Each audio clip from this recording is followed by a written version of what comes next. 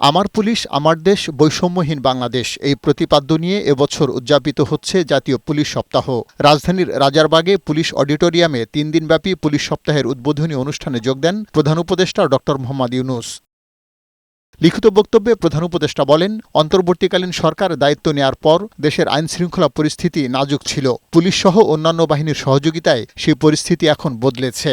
আগামী জাতীয় নির্বাচন অবাধ ও সুষ্ঠু করতে পুলিশ বাহিনীর গুরুদায়িত্ব পালন করতে হবে বলে জানান তিনি। চলতি বছরের ডিসেম্বর থেকে আগামী বছরের জুনের মধ্যে দেশে ত্রয়োদশ সংসদ নির্বাচন অনুষ্ঠিত হবে।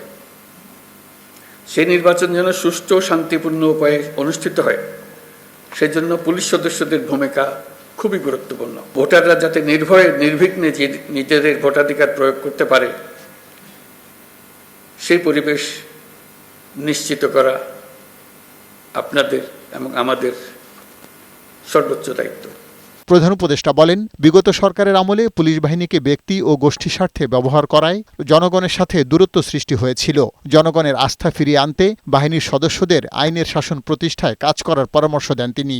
স্বৈরাচারী শাসনামলের 15 বছরে দেশের পুলিশ বাহিনীকে দলীয় বাহিনীতে পরিণত করায়